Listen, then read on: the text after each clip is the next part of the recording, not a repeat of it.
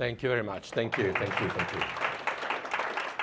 One thing the lady didn't put in the biography is that I'm massively overrated, so don't expect too much.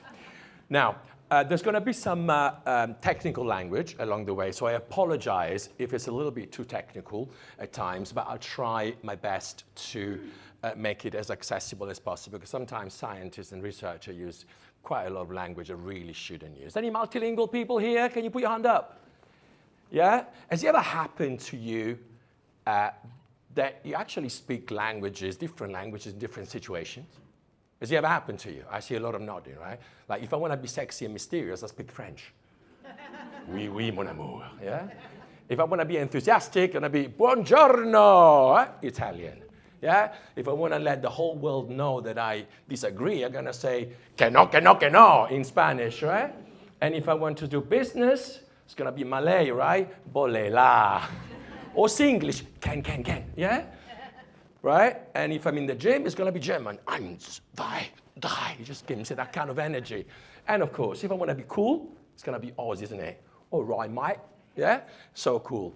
And actually, jokes apart, Federico Fellini, a famous Italian filmmaker that you might have heard of, he actually said something very, very true.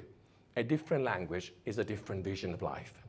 And I chose to start with that, because when you think about language, it actually shapes the way we see the world. Any Japanese people here? Right? In Japanese, blue and green have the same character in kanji. The meaning changes based on context. In English, blue and green are two different colors, aren't they? In certain languages, for instance, I can't pronounce that word, I have to look at it. In the tribe Pormpurauans in Australia, they don't say left and right, they say northeast and southwestern. In Italian, flower is masculine, il fiore. In French, although it comes from the same language, Latin, it's feminine.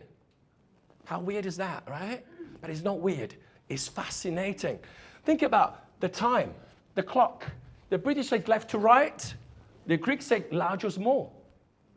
The Chinese say over and under. Every single language is closely intertwined with your culture. It's like a cognitive filter through which the world comes at us. It shapes our perceptions.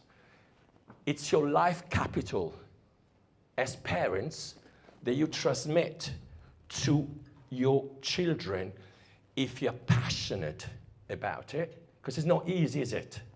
It's not easy. After a long day in school or work, going back and dedicate 2 hours just to deliberately try and get your student to embrace your language. And very kids lose it. Do you have that experience of children not actually maintaining your home language? It's not good.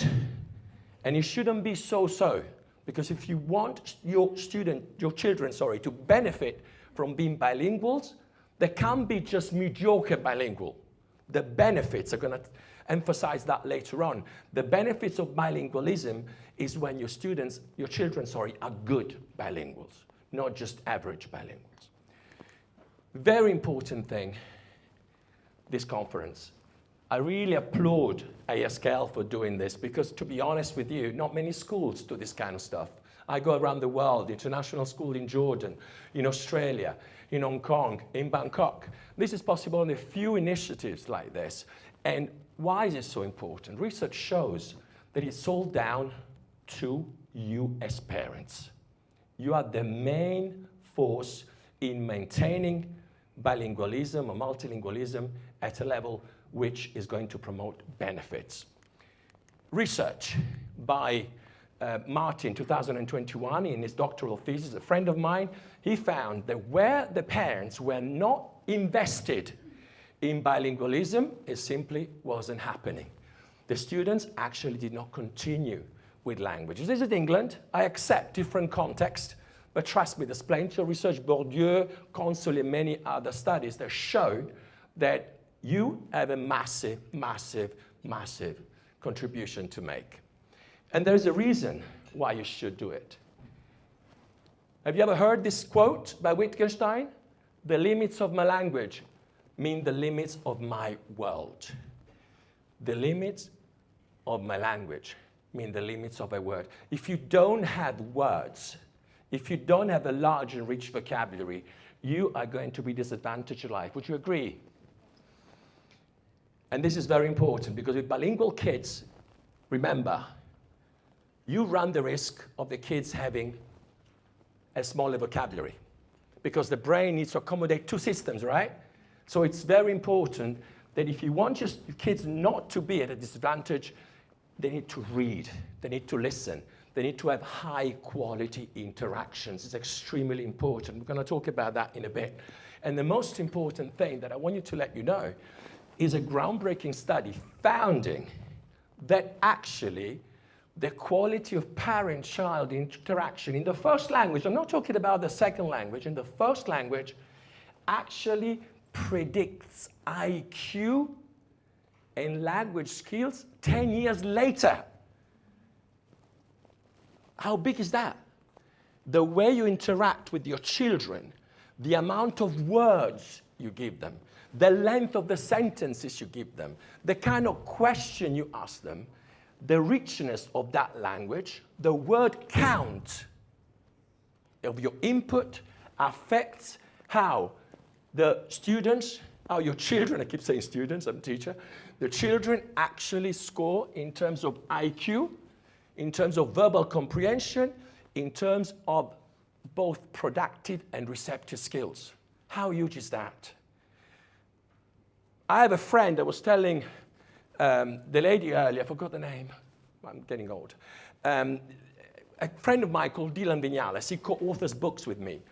I was impressed with this guy because he would come home, head of Spanish, at the end of a long day at Gardner International School, very busy school, and he would set up Ariela's little shop. Ariela was his 2-year-old daughter. They had a little shop where every day this little girl would sell different things to him in Spanish. Every day, providing input, getting the girl to babble answers when she couldn't even speak, trying to make sounds. And every day, this man would dedicate 2 hours reading with her, singing with her. Ariela's shop, she was so proud. She couldn't wait to do Ariela's shop with her father. High quality interactions means you investing time, not dropping a little maid, nanny. It's actually you putting a lot of yourself in their heads through questions, long questions, through parentese. Have you heard of the expression parentese? Parentese is the language that some of you use with the kids, full of emphasis. Beautiful, great, making sure that the kids can actually hear the syllables, the small words they wouldn't pay attention to. You know why? Have you ever experienced kids in your family or in your neighborhood, kids whose sibling might have loads and loads of words in their vocabulary and other siblings who don't in the same family? You might have experienced that yourselves with your own kids, right? Do you know why? Because as the parents speak to the child has 3 seconds, from 1 to 3 seconds, to make sense of a sentence, after which that sentence disappears. Your child, like you, has a little device in their brain called phonological memory. It's like a voice recorder. You hear the sentence, you make it go around the voice recorder. If you make sense of it, you learn it. But when you have 2 or 3 seconds at your disposal, not easy, is it? That's why you need to slow down and repeat and emphasize. Some parents do it. Some parents, oh, shut up. Or just eat your dinner. I'm busy. That's not going to be conducive to a higher IQ, is it? You know such parents? There are some, right, in the world. Now, role modeling is key. Why is it key? Research in England by Taylor and Marsden in 2014 found that if you really want to motivate a child to learn a language, you need to have a convergence of 3 factors at least. divided in two categories, competence and value. Children must feel they're growing, day in, day out. And they need to enjoy. And they need to find it relevant. If you don't make it relevant to them at a very, very early age, that triangle is never going to happen. If you don't make it enjoyable, that triangle is not going to happen. If you don't give them little steps, chances for them to grow, that motivation is not going to happen. It isn't easy, but it is worth it.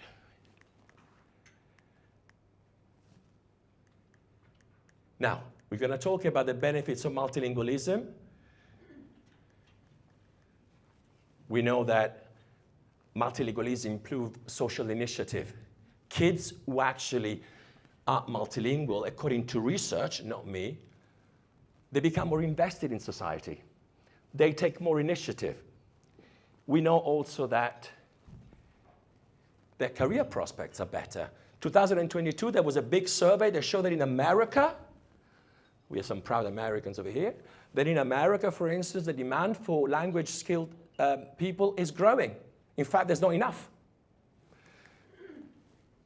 Yeah, you stand to gain more money. There are, especially in the STEM field, if you have a skill plus the language, you're likely to get 10, 20% more.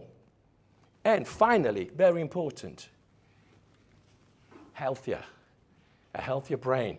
We know you can actually delay dementia thanks to multilingualism. Loads of research on that and relates to the concept of cognitive reserve, which I'm going to tell you about in a bit. But before we start, a little icebreaker. Let's get to know each other. Now, guys, what is the best way to learn a language? Interaction, isn't it? It's the first and most. It's not Duolingo. It's not the worksheet. It's not the books that I write. It's not the website, although it helps. It's about interaction, talking to one another, because we're social animals. So I want you to do a little interactive game. You have a worksheet each. It looks like a grid. It's called Things in Common on top. All I want you to do, I want you to get to know each other. Don't work with people at your table. Boring. Get out of your table. Interview. What is the end game? You need to find the soulmate, the person who has the most things in common with you. Nobody sits down.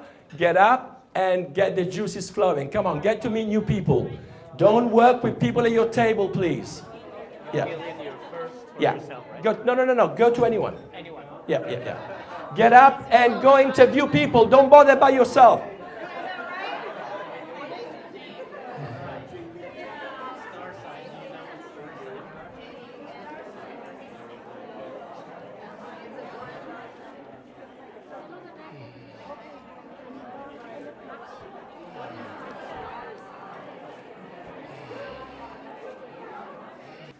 It's a joy to see people talk to one another.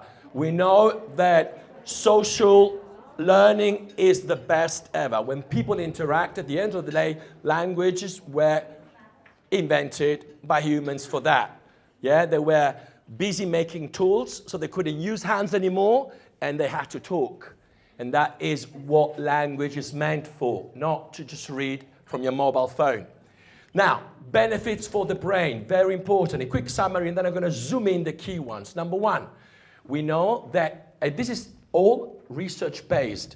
We know from a milestone study that I'm going to show you in a bit, we know that language learning, multilingualism, develops gray matter. The gray matter becomes denser with using a new language.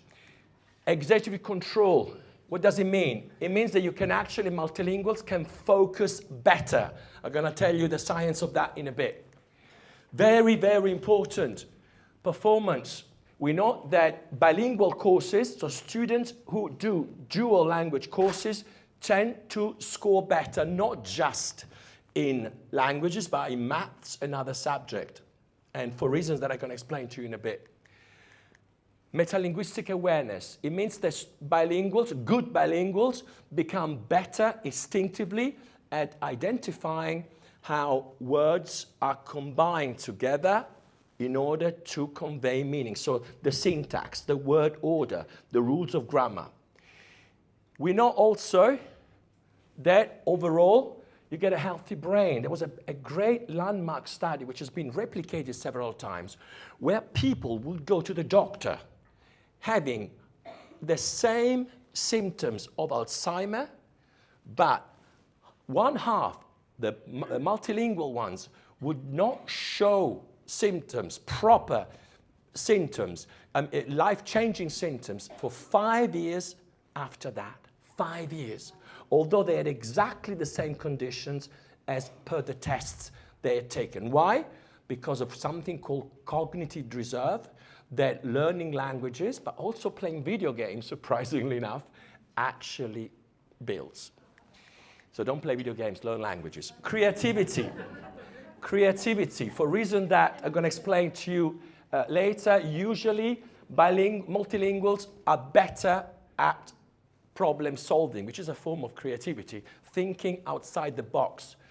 Mental flexibility. I'm going to show you evidence in a bit of the fact that multilingualism creates brains which are more adaptive. Remember that what you want in the 21st centuries is individuals who are adaptive. Darwin used to say that it's not the fittest and the strongest that survives, it's the most adaptive animal. And finally, multicultural effectiveness. There is a famous questionnaire, it's made of 91 questions that a lot of organizations around the world give to their employees, especially multinational companies, because they want to measure how effective a person is at working in a diverse environment. Would you agree, guys, that that's an important skill to have nowadays? You want to be able to work with anyone. Well, multilinguals instinctively do that better. I'm going to show you a study that shows the 3 very important traits of this construct. Multicultural effectiveness are much more pronounced and developed in multilinguals. Now, a little moment of humiliation. I want you all to stand up for a psychological experiment. Get up. If you're about 50 like myself, don't worry, nature has screwed you already. There's nothing you can do about it. I'm going to measure your working memory. First, I'm going to tell you what working memory is. Your brain has basically a processor, which is determined by nature. Imagine Intel 7 or 8 or whatever they come up with, yeah? Some people are born with that. Some people are born with a lesser processor. And this is also your RAM, your capacity. How many data your computer, your brain, can simultaneously process. Make sense? Some people can process 5 units of information, some people 2, some people 3, and today you'll find out how many you can. How does it work? The brain works like that. You speak, you say a sentence, or you read a sentence. It gets into your brain processor, which is this, yeah? And the brain processor has a specific capacity. It's already here, but it's not yours, trust me. And then you process it, and if you successfully process it, it will go into your long-term memory. This is your permanent database where you keep everything that you learn forever. This is your conscious self. It's located in this part of the brain, and it is basically the little device you're using now to understand me. Make sense? Whatever I tell you, you're processing it, and you're using what you know already to make sense of it. Make sense? Yeah? Okay. Now we're going to measure this. You'll find today how many data you can actually process simultaneously in your working memory. Now, what we know is that studies show that you, if you're multilingual, can actually improve your working memory capacity. Look how it develops. At the age of 5, you can usually handle about 1.5 words. This is your verbal memory, okay? memory for words. Look at the age of 8, it starts to increase. You can do about 3 words. When you're about 16, you reach your peak. You can actually handle 6 new words simultaneously. How many can you handle? I'm going to tell you now. A little experiment. We're going to do it first in English, then in a made-up language. Today, moment of truth, you will know how powerful your brain processor is. Shocking, right? You can sit down and not do it. Right. I'm going to ask you to repeat first one word, sorry. Then I'll say a second word. You need to repeat the first and the second, okay? There's always one person who just repeats the last one. Don't be that person, okay? So, word 1, word 2 and 1, word 3, 2 and 1, word 4, 3, 2 and 1. Make sense? Until you reach cognitive overload. Your brain cannot cope anymore. At that point, be honest and sit down. Don't start mumbling things. I'm going to hear you. Everyone will know you're cheating, okay? You're tired, and don't forget that actually working memory works less well every hour by 10%. That's why kids in the afternoon often need breaks. Now, let's do it. Cinema. Girlfriend. Cinema, girlfriend. It. Cinema, girlfriend, it. Yesterday. Cinema, girlfriend, it, yesterday. With. Cinema, girlfriend, it, yesterday, with. Went. Cinema, girlfriend, it, yesterday, with. Was.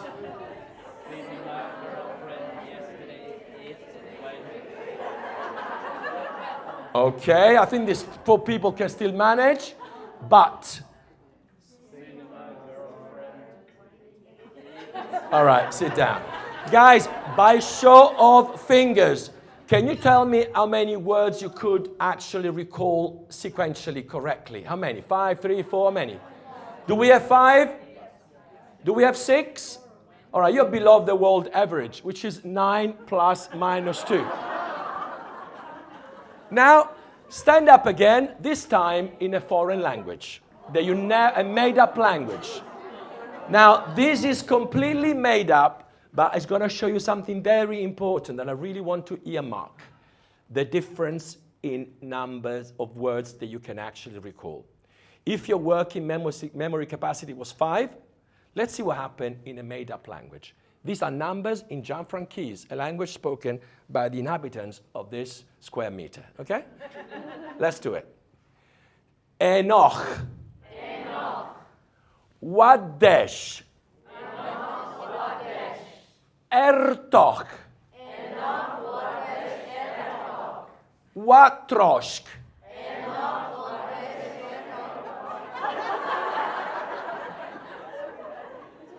Et penar. Sit down. Now, as you can see, go on. Enosh one cuatro espera. No, sorry, but a good attempt. No, now guys, what happens basically is that normally when you learn a new language, completely new syllables, what happens is your working memory capacity becomes 50%. 50%. Now you understand why learning a language develops your working memory capacity, because you're working against the tide. Yeah? So your brain is constantly adapting. So a child who needs day in, day out to retrieve new words with new grammar rules. I'll give you an example. The French, poor people, just to put 2 words together, these poor French students or students of French needs to actually apply 6 grammar rules just to say a yellow dress. Can you imagine? In English, like a yellow dress. In French, you need to remember the one adds an E, the other one is irregular, the other one doesn't add an E, the others got an E already, so you don't add it. Then the adjectives goes in the other direction. Whereas actually, in English, it's like, I have a yellow dress. No rules, yeah? Very simple. Now you understand why an Anglophone learning French will develop a more powerful working memory. The second very important reason, which is linked to the previous one, is executive control. Imagine this is your working memory, the one that we measured and it wasn't too good, sorry. What happens is that basically, imagine an orchestra director and he has 3 slave systems. He has an inner eye, which is your little camera, yeah? Then he's got the inner ear, which is your voice recorder. And then he got a system where you need to link these 2 data. This central executive, the orchestra director in your brain, imagine a little man who's managing your brain processor. If this little man is highly focused, it doesn't have any distraction, it's going to work better, right? Would you agree?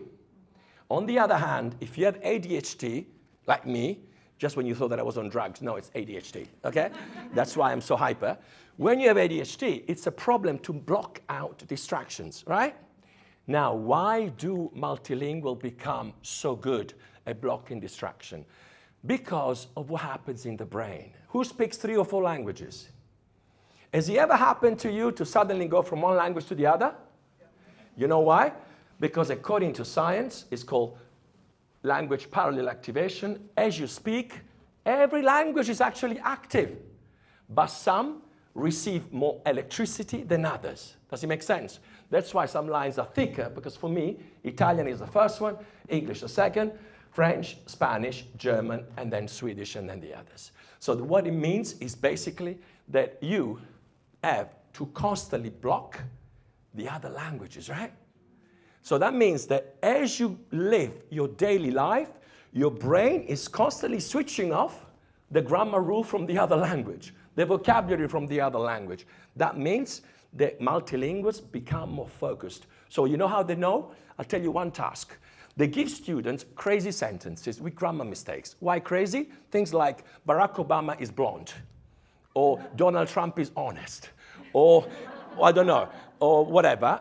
And they ask multilinguals and monolinguals to correct the grammar. Guess what happens? The monolinguals get distracted by the falsehood of the statement. So they miss the grammar mistake. Instead, the multilingual, they spot the mistakes all the time. Why? Because of executive function. The little man here, to put it really simplistically, don't quote me, is more focused. Does it make sense? The very act of day in, day out, having to choose which pathway in the brain you need to take, makes the brain of a multilingual much more focused on the task, which means better problem solving. Yeah? And don't forget, when a child learns to speak, they need to change the functioning of 11 muscles and 9 organs in the mouth. That's not easy, especially when you go from Korean or Japanese to Italian. No, actually, Italian is easy. English. My girlfriend is Japanese. It's not easy for her, especially L and R. Yeah? Switch off the right. Switch off the right. Oh, you mean the light, darling? Yeah, the light. Yeah? Okay. Now, cognitive reserve. When you play video games, when you have to learn all those blooming rules of grammar, your brain needs to become agile, right? Needs to become flexible, needs to solve problems. That creates, imagine a car, a little cognitive reserve, which means that when your brain is declining because of age or because of a dementia or Alzheimer or any other disease, the brain can go for another 4 or 5 years using the cognitive reserve that you accumulated over the years of doing that. So a person who's constantly curious, who learn languages, who try to solve problems, who does puzzles, what do you call it? Sudoku, whatever you call it. Yeah, and all these kind of things. These, not just languages, yeah, I don't want to be only languages. Anything which involves this kind of work creates this cognitive reserve. So look at that. Alcohol, ladies and gentlemen, not good for cognitive reserve. Remember that next time you taste a beautiful Italian or French wine, or Australian or Chilean or whatever, yeah? So these are, and languages features prominently among these. Multicultural effectiveness. We know from loads and loads of research that these are the 5 traits that everyone agrees with agrees on as being the 5 key traits that make somebody multiculturally effective. I would like you to assess yourselves on those. Where do you think you are? Do you think you are quite high on those? Do you think there's some that are not as high? What would you say? So cultural empathy, the ability to empathize with other cultures. Emotional stability, you stay calm and collected even though the person is stressing you out. Social initiative, you actually take an active part in the group, in the life of the group. Open-mindedness, you are more prone to accept things which are ambiguous or different from yours. And finally, flexibility. This is when you actually see positive challenges. You see a challenge, as a positive thing, as opposed to instead say, oh no, I'm not gonna try that out. Yeah? Now, multilinguals, according to research, are strong on 3 of these traits in particular. Every multilingual, without any training. Social initiative, open-mindedness, and flexibility. This is extremely important, open-mindedness. You know why? Because open-mindedness, believe it or not, is the strongest predictor of successful language learning.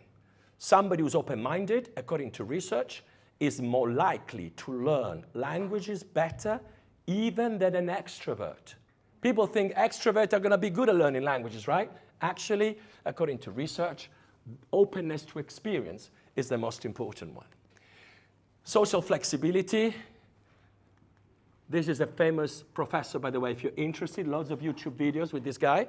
He's one of the biggest experts in the field.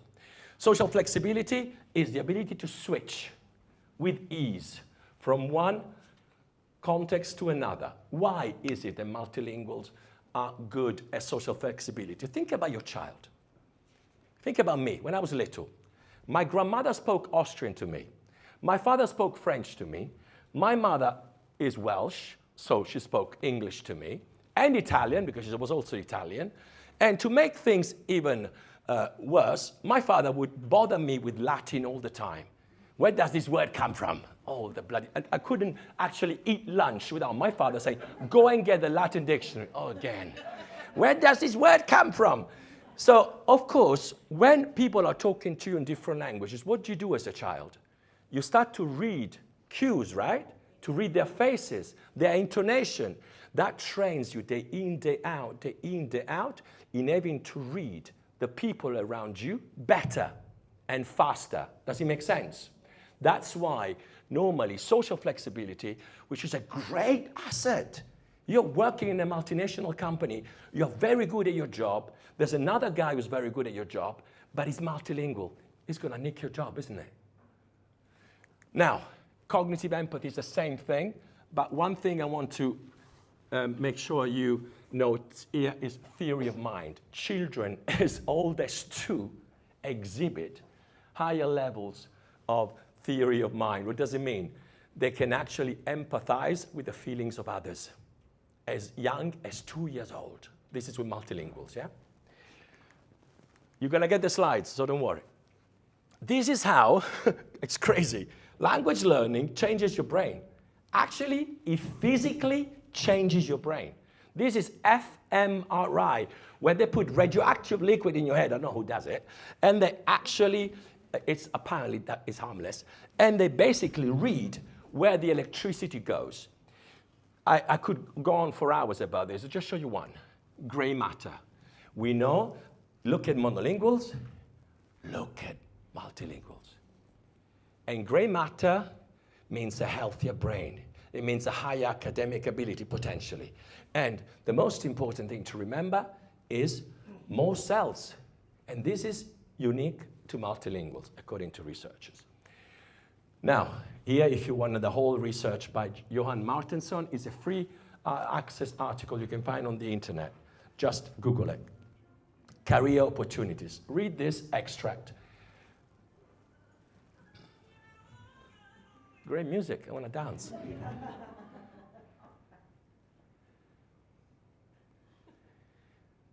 9 out of 10 US employers That's a lot. That's 90%, ladies and gentlemen. Yeah? And of course, why is that? Because they find businesses that customer service is better, right? The relationship become deeper. Because when you talk with the same language, trust me, I do it all the time with taxi drivers in Malaysia. Yeah, I start talking Malay and they love it. And they give me discount or take me to other places, even though it's Grab and I paid already, yeah? Faster business expansion worldwide. If you got people, if you want to expand your business, you want to have executives, like my friends in Monchiara, they all speak many languages, and they're all regional directors because they speak many languages. I'm sure a lot of you will be in the same situation. And of course, when you have diversity, you have different input, right? And that means that your team is going to be more creative and you're more likely to have different point of views, not just Japanese, Italians, German, Americans. You're going to have a Japanese, an American, an Italian, and Spanish, each bringing to bear on the team different experiences and different cultures. How great is that? How cool is it? And of course, the source is right there if you want to find out more. Now, this is the reason why languages are so good for business. A man who knows 2 languages is worth 2 men. Any enterprise company hiring a person, they will choose and find that the ability is the same, the aptitude is the same, the background, the academic background is the same. All things being equal, are you not going to go for the trilingual or quadrilingual person? Of course you are, right? Of course you are. If you're Microsoft, you're Google, or any other giant tech or whatever. Business you're talking about. Financial gain. This is a bit controversial because when you look at the actual sectors, they're very scientific, like veterinary science and all that. This is, though, an example of how scientific jobs, when you know a language, actually bring about a 10-20% difference in salary. And it's from a reputable website, a university in Minnesota. So somebody said Minnesota University reliable? It's good. It's a good one. It's called Carla. Don't know if you know it. It's a good university back in there. Now, I go right through half of my workshop. I can take questions about it later on if you want to, but I want to give you a little break because I'm going to go now into language learning tips. And I thought, enjoyment is key, right? So why don't I drum in a bit of pedagogy into you while playing a game? You know the best thing about games is that your brain is not thinking about the language, is it? What is the brain thinking about? The game, right? To win, especially a competitive lady, to win, right? Why is this so important? Because remember, when you're learning a language consciously, you're engaging your working memory, which in your case was not too good. And it's right here. However, when you learn something subconsciously, you store it in this part of the brain. It's called the cerebellum, right at the back. This is where subconscious learning happens. Guys, what is more powerful in life? Conscious learning or subconscious learning? Subconscious, because you're never going to forget it, are you? Are you ever going to forget to swim? Are you ever going to forget how to walk? Are you ever going to forget how to ride a bike? But you can't forget a grammar rule, can you? So the idea is, with your kids, make it playful. Because you might explain the grammar rules, no problem, conscious appeal. But then when you play the games, make sure that the kids are not thinking. They're just doing. Because when you don't think, you bypass your working memory processor and it goes straight into your reptilian brain, right there. I'm going to show you what I mean. Now here, you have quite a few words, would you agree? And quite a few concepts, right? Yeah, can you see them? Now, I want you to choose, pretend to be Italian mafia, okay? Nothing dangerous, don't kill each other. I want you to secretly, like a mafia, like a Yakuza or Italian mafia, I want you to secretly write 3 sentences on the sheets that you have available there. It's very secretly. You should have some little pads, yeah, notepads. Take one sheet and copy secretly 3 sentences from there, only 3, okay? Secretly, your neighbors must not see them. Copy 3 sentences from there. We're going to play a game called mind reading. So secretly, Your neighbor must not see your sentences, please. Very secretively, please. Some people are just writing as if, their opponent are the honest angels. There should be your worst. Yeah, from there. 3 sentences from there. 3 sentences from there. Don't trust your neighbors. You're playing for your life. Please find a partner, possibly somebody far away from you, especially if you're that lady you wrote, like anyone can see everything you wrote. I can see from here, imagine them. Ayo. Okay. What is the game? I want you to hide the sheet with another sheet because it's going to be see-through, yeah? So put it 2 sheets, and the game is called mind reading. What you need to do, you need to take turns in reading aloud those sentences, so 1 sentence each, okay? And if the person guesses your sentence, you say, you got it, you got it, you got it, until the person who has guessed the other person's sentences is the winner. Make sense? Yeah? Yes or no? Okay, so write 3 sentences each, and then ping-pong guesses at one another until one person has guessed all the other sentences. Make sense? Okay? Cool. Right, let's play the game. Right, and start. Read 1 sentence at a time each. Yeah. And then These kind of games are games that, for instance, kids will really appreciate in the home language. Number 1, because normally they're fun. Kids love to guess other people's sentences and that. But the most important thing, remember, is decoding skills. In other words, the ability to read aloud correlates with a higher rate of vocabulary learning. Kids who can read aloud, according to loads of research, will learn more vocabulary in the future. But the most important thing, a lot of kids who are reluctant to speak will speak, right? Because it is just reading aloud. Normally, kids who are bilingual, especially the boys, don't want to talk. They refuse to. This is a little trick to make them talk, which is very low stake because anyone can read aloud. You put a little reward. Who wins gets the M&M or whatever it is that your kids like. Not money, please. And the whole idea is loads of reading aloud, but getting them to speak. A lot of kids, unfortunately, suffer from unwillingness to communicate. And this is little tricks that you can actually use to get it to move those lips and start uttering sentences. Now, we're going to play another quick game. But if you struggle to understand mind reading, this is going to be even more difficult. So you're quite challenging as a group. Okay.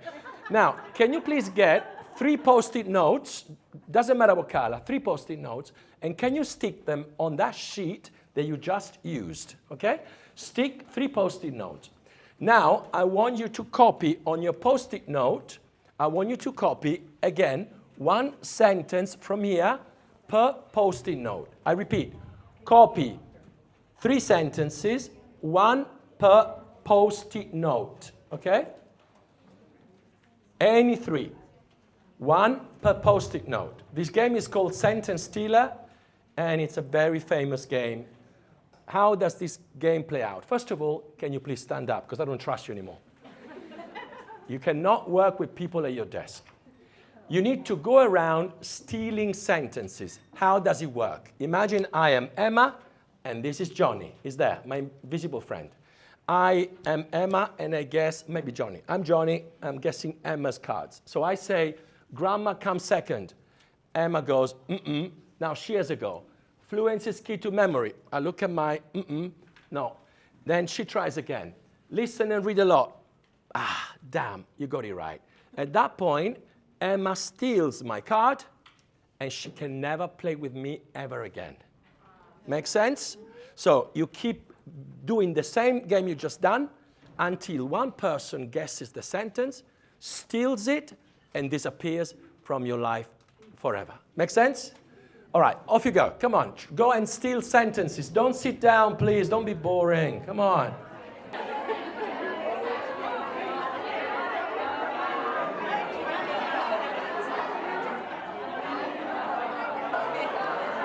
Excuse me, but if she guessed like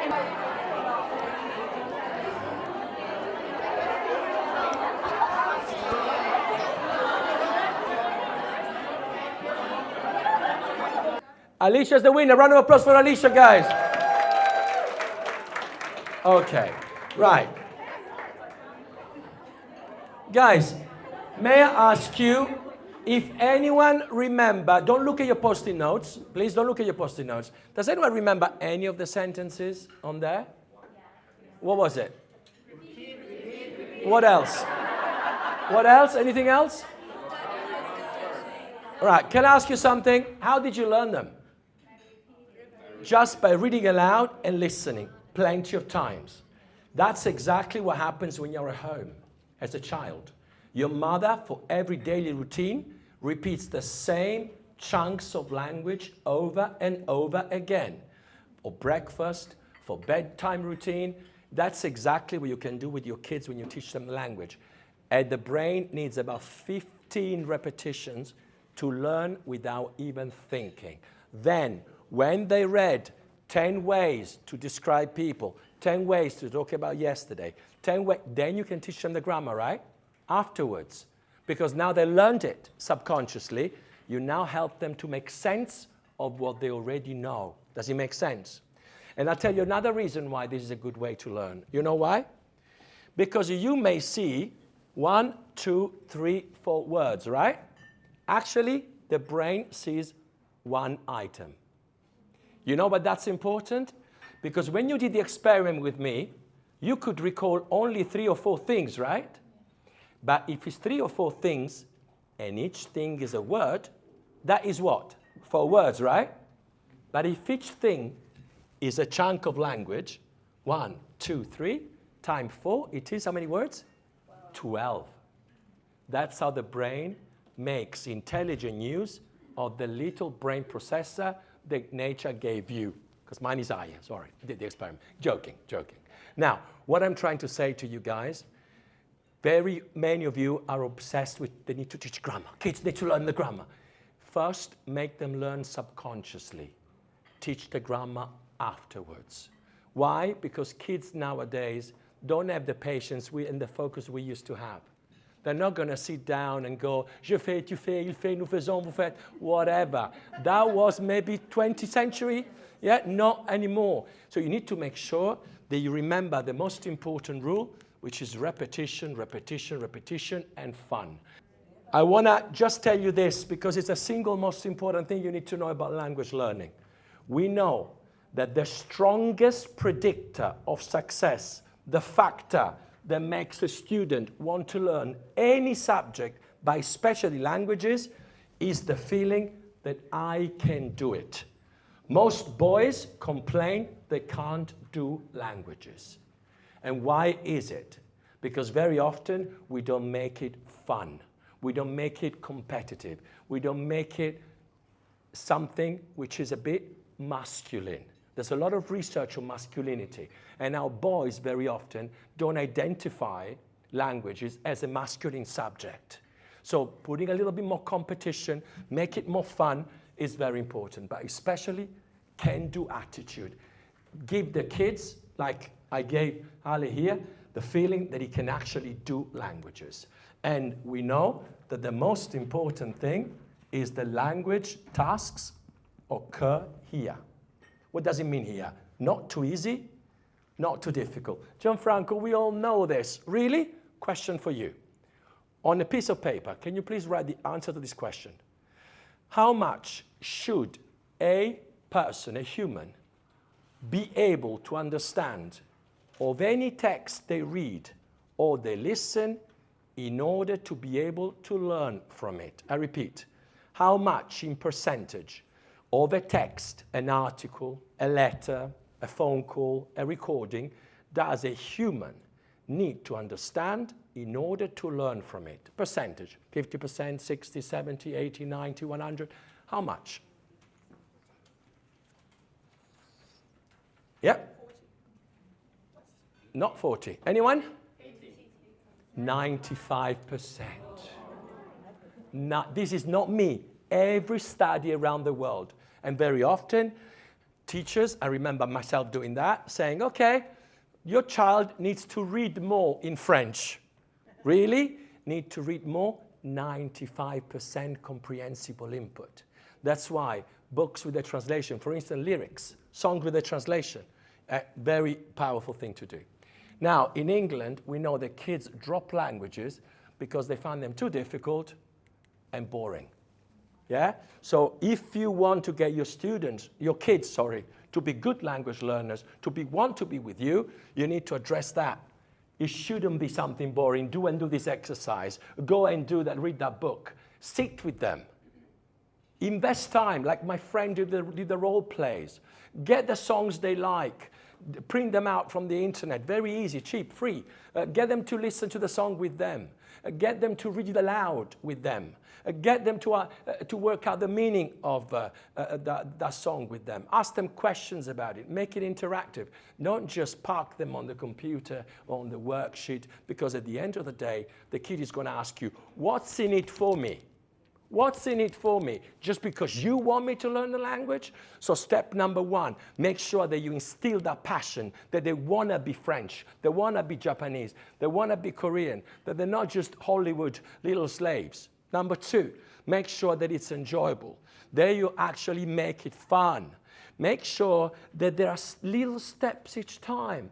Don't explain to them all the rules of the imperfect in French and expect them to be able to do it when the imperfect doesn't even exist in English. Now, very important tips now. The most important thing is vocabulary. A lot of us think that it's grammar. No, it's vocabulary. Vocabulary, word, the more words you know, it doesn't matter if you make a few mistakes here and there. Those can be rectified. But the most important success is eureka moment for a child. You know what it is? When they can actually say something about the world. Not learning 20 words, how to say house, how to say kitchen, or learning abstract grammar rules. Make sure they can actually say things. So instead of teaching house, teach them, I live in a big house. House is still there, right? And the brain reads it as one item anyway. Remember, the top 2,000 words in a language means that you understand 87% of any text. The most frequent words in a language. Gianfranco, how do I know? Here, there is a link to a free tool from University of York. You can cut in, copy and paste any words from a text, and you can see the yellow ones will be the ones which are not the top 2,000 words or 1,000. You can choose top 1,000 or top 2,000. The most important thing, guys, is remembering this. Look at that. Look at that, guys. Look how quick we forget. There was a famous German guy, very sad man, because he spent all of his life figuring out how we forget. Can you imagine? His poor woman, his poor wife, constantly, he made up words and he tested himself. But you know what? He got it right. To this day, we know that after 20 minutes of learning something, 20 minutes, we forget 42%. After one day, 67% is gone. Tell your kids this. Very often, it's not that they're not good at languages. They're just not revising. And who can keep prodding them and say, let's go back to the vocabulary from May, March, September, November. Yes, it keeps some tracking for you to do. Yeah, but again, it's not easy. You need to make sure that your children keep remembering that at the end of the day, this is the way the brain works. We know, for instance, that learning before going to bed, it's a good way. Sleep, consolidate what you learned. We know the learning after exercise is very good. We know that the best way to learn is first for you to give the students plenty of practice, your kids plenty of practice. Imagine you got 20 words. Get them to practice them for 4 sessions. Then leave some space and keep testing them at regular intervals. And gradually make the intervals grow bigger and bigger. Research, we call it spaced repetition. Research says that's the most powerful way for the brain to learn. Why? Because it involves an effort. So intensive first, then you space it out. So you need to have the consistency of every 2 weeks going back from the vocabulary from 2 weeks later, for instance. Make sense? Yes. Now, A lot of students, a lot of language learners cram, especially before an exam. That's really bad. That's really, really bad. Research says that you can teach maybe 8 words at a time. With low ability kids, you're lucky if they can remember 4. So remember, don't give them a text full of words they don't know, just because you're the native speaker and you expect them to be able to do it. And of course, now, a very important thing to learn from you about memory is what we call levels of processing theory. This is the most important thing, and guess what? It doesn't apply just to language learning. We know the brain likes to do this more than this and this. What does it mean? Structural learning, also called shallow learning, it's about simply reading. So I read a list. I read a list in English and in Italian. I read it 10 times. I learned it. Have I learned it? No. A lot of kids, you'll be surprised to do, in language lessons, that's what they do. The second level, which is more powerful, relates to the way words are stored in the brain. Words are stored in the brain also in similarity in terms of sound. For instance, light will be very close in the brain to the word fight and light. Make sense? That's why sometimes you say a word instead of another. Not because of some Freudian thing, it's simply that the electricity has gone in the wrong place. We are machines and we are fallible. Make sense? So linking a word to another word you know already helps, but it's not the most powerful. The most powerful is when the brain does something called semantic processing. What does it mean? When you actually make an effort to connect a word with another word in the way of meaning. Does it make sense? For instance, I'll give you an example now. Personal. You're given a number of adjectives and you ask your child to connect it to somebody in the family. Who's good looking? Who's a pain in the neck? Who's strong? Who's boastful?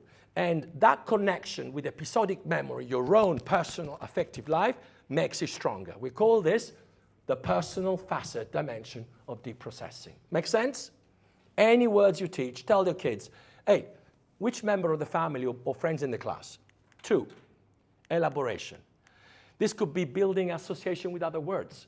For instance, you can put chair and window. Can you find a chain of association with the word window starting from chair? Kids need to be creative, right? It's to make an effort.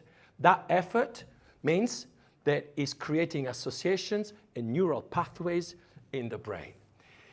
Making their own sentences. That's the best way to learn, isn't it? When you make your own sentences with the new words. Gianfranco, but my kid doesn't know a lot of French words, not enough to make a sentence. It doesn't matter. Part could be in English, part could be in French. Remember, the brain activates all language at the same time. So they are not doing anything weird. Yeah? So yesterday, je suis allé au cinéma avec my aunt. It's okay. It doesn't matter. Don't worry about that. Until gradually they build. I'll tell you of a company called 2 Cent Stories. They made £2 billion. £2 billion. You know how? They create books which start with a few French words or Spanish words in the first page. The rest is in English. And then gradually, it becomes all in Spanish, French, Dutch, or whatever it is. It doesn't matter. The other one is distinctiveness. How can you make something stand out? Think about a crazy association. Picture it out in a funny way. For instance, I need to learn in Japanese the word jido hanbaiki. Jido hanbaiki means vending machine. Don't ask me why I had to learn it. So I thought, how do I make it distinctive? So I thought about, jido sounds like judo. So I thought about the judo outfit. Hanbaiki sounds on a bike. Jido hanbaiki. So I thought of a vending machine in a judo outfit on a bike. It happened in 1997. I still remember that word. because you're making it distinctive. But you know why? You're making an effort. When your working memory makes an effort, you're going to remember it. For instance, a lot of students make a mistake. When they study story, history, geography, science, what do kids do? They underline almost everything on the page, right? Tell them no. You need to underline only 5 things that matter. Now the brain has to make an effort, right? Because you need to select something that matters to make it distinctive. Does it make sense? We remember things from 200 years ago. Then you met your friend and tells you other things that you completely forgot. Has it ever happened to you? Oh, you did that, remember? And usually it's embarrassing things, right? Why is it that we remember certain things? Because they're distinctive and personal. And finally, retrieval. That's the most important one. This is when you actually force your children, to recall. Don't be shy to be firm. Say, you're not going to move from that table unless you actually explain to me the science page, the history page. That is the most powerful way to remember, when you are forced to recall in your own words. What I got to do to my students when we learn grammar, I always got to do 2 things. Number 1, to explain the rules in their own words. That means they need to study it, right? They need to explain it to other kids. 2, to compare the difference between their language and the other language, because that also involves an effort. Does it make sense? We call the experience of one kid explaining to another kid, the protégé effect. The protégé effect, studied by scientists, demonstrates that when a child is explaining something to another child, they usually learn better, which is a problem very often when kids work together, because you got one who's explaining things, and the other kids who just copy the homework. You have to be very careful about that. Now, here are examples of elaboration. Categorizing food in different types, for instance, drinks and food, positive and negative. Imagine you're giving means of transport. Categorize 2 wheels, 4 wheels, and 3 wheels. Anything that forces them to use meaning to classify and sort. For instance, classify this adjective in terms of from beautiful to horrible, yeah?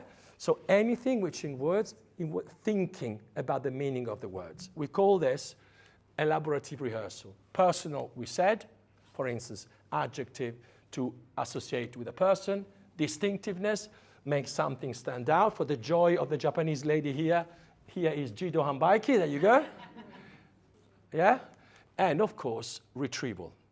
This is big at the moment in education. Everyone is talking about the testing effect. It's old school really for most of us, but you'll be surprised. Until now, in many schools, students were not asked to recall from memory, at least in the British and American system. Now it's become big, finally, yeah? But in languages, you have to do it all the time. Now I'm gonna tell you about something else, dual coding. Get the students, every single time they learn something, to picture it out. We know from research that a student who creates an image for a word or the sentence is more likely to remember it better. Why? Because you're using 2 systems in the brain, the visual and the sound. Do you remember that image I showed you earlier, the brain processor, the inner eye and the inner ear? We know that when you combine them together, you have more powerful recall. You know this from flashcards, right? Learning with flashcards. That's why they work like that. Now, in an ideal world, have a look of the kind of things that you could get your children to do in order to remember a word. Meaning of the word, vite, for instance, the word vite, fast. Which word does it rhyme with? Gite, a word I know. Which words in my first language does it remind me of? Vite sounds like vital. Can I create a link between vite and vital? It is vital to be vite when you're a sprinter. Who is vite in my family or class? My brother Hiroto, Japanese again, is très vite. Am I vite at something? I am vite at typing, eating, but not fast at running or swimming. So personal. How many times can I say vite in 10 seconds? 8 times. Can you challenge say faster? 6 times, 10 times, 12 times. What symbol or image can I translate vite into? What is the opposite of vite? Can I make a sentence in French? Yes, be quick, fais vite. Now, this is ideal, of course. You can't do that with every single word. But the idea is, this way, you guarantee that that word is never going to be forgotten. And I'm going to finish with another experiment, guys, for you.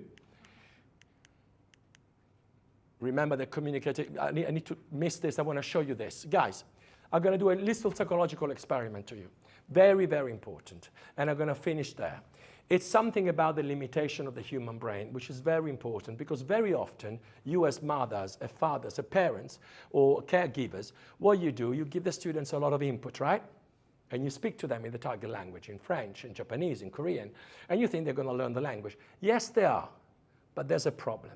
And the problem is, in the next experiment, I want you to look at the slide that I'm going to show you in a bit.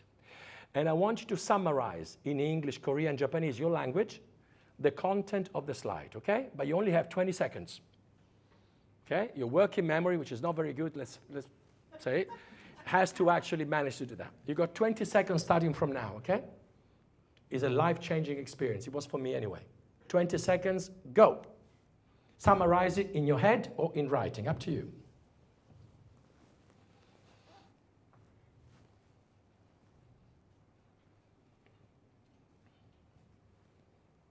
Eight seconds.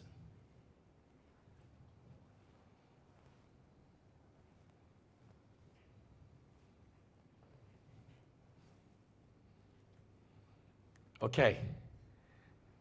Unfortunately, I'm a psychologist. Psychologists are liars, worse than lawyers. The task was not really that. The task is, on your on your pieces of paper, please, can you show me how many errors you actually saw? How many errors did you see? Hand up if you found zero. Zero errors. Who found zero errors? Come on, don't be shy. We know already you're not that good anyway. Come on. Who found one or two? One, two? Yeah, now look at that. How could you even read that first paragraph? It doesn't make any sense. It doesn't make sense, does it? It's complete gibberish. Why is it? Because when we actually listen or read, imagine your student, your kids, you are not going to pay attention to these things, because what's the most important thing when we read? The meaning, right? And what did I ask you to do? I tricked you by saying, focus on the meaning. And you missed all the grammar and the spelling. So is going to be your kids when you communicate with them. You think they're learning the language, but they're not paying attention to the grammar, to the word order, to the small words, to the spelling. And then when they grow, what happens when they grow up? They are fluent in spoken language, but they cannot write, they cannot spell, and they make loads of grammar mistakes. Again, you need to invest in your students' education. It's not okay to be okay bilingual who can get by. You need to make sure that they read a lot, that you read with them, that you select the grammar, not all the grammar, the most important things, that you do dictation. Dictation is super important, that you do reading aloud. The basics, or the mistakes will pile up, and the kids will become 18-year-old Japanese, like my girlfriend's children, who can't go to university in Japan because they can speak, but they cannot write. And this is done little. And you know what a lot of you do? Because I know, because most of my friends are bilingual kids. Oh, I'll do it. Yeah, next year. Yeah, Gianfranco, I promise you, I will do it. And then they become 15, and they don't care anymore. Remember that after the age of 10, kids don't read ever again. Instagram, TikTok, take over, Snapchat. So you need to make sure that you instill a passion for language, a passion for vocabulary, get them to learn and learn loads of vocabulary. Make sure that you select the grammar that you believe is important, not from the textbook. Get them to read and speak. When they make a mistake, you intervene. Don't go through the grammar book and do, today we're going to do the imperfect tense. No, get them to speak, get them to write, and when you find mistakes which matter, that's when you teach the grammar. It must come organically from what you're doing, from the real life task, not imposed top down, today we're going to cover the book. That's boring and irrelevant. Relevance is important. Choose what they want to read about. Choose what they want to talk about. Reward them if you need to. And the grammar is the grammar that they need to learn to fix an important communication error. not because you're passionate about grammar, because trust me, most kids aren't. Guys, I'm going to leave you here with one very important thing. Remember that learning a word, you learn it today from that experiment that I've just done with you. It's learning how it's spelled, its endings, it's the meaning, it's how the words are combined in a sentence, it's the pronunciation. It's not just learning house equal maison. Remember this. If you want your students, your children to really learn and master a language, remember from this experiment I've just done with you, that you can't just focus on the meaning of words. You need to also make sure that the kids can spell it, can say it, can put into a sentence, and make sure that they make an effort. I'm going to close with this. By the way, this is a very good tool. Very good tool. It's a text-to-speech online tool. It's free. The kids can type a word in, and you can choose the language, and it automatically will say it in the language that you want them to learn. So if you got kids learning French in school and you don't speak French, that's a very good tool, free, completely free. There's quite a few of those. I want to show you with the final thing. Use songs. These days, Genius.com gives you the translation, perfect translation of most songs, and many websites give you the lyrics. Add the YouTube video, bang, done. Super easy. Choose, kids will tell you what songs they like. Take 5 minutes, 10 minutes, look, top French, top Japanese, top Chinese song in the charts at the moment, and play to them. And finally, I want to show you thing number one. Make it doable but challenging. Make it enjoyable but not just fun. They need the grammar too. Anxiety-free.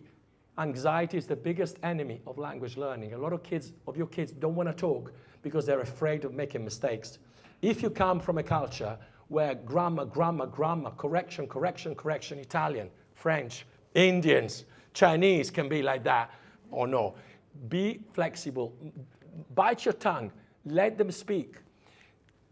Vocabulary rich. Make sure that your environment when you're teaching is full of words, because words are key. Leave the grammar aside unless it's needed. Make sure it's about communicating. Make sure it is interactive, not a textbook or just always on a blooming computer. Repetitive, but generative. Repetition, but make sure they create their own sentences, because remember, you need a degree of effort. Effort leads to learning. And finally, transferable to the real world. I'm going to finish on this one because it's so important.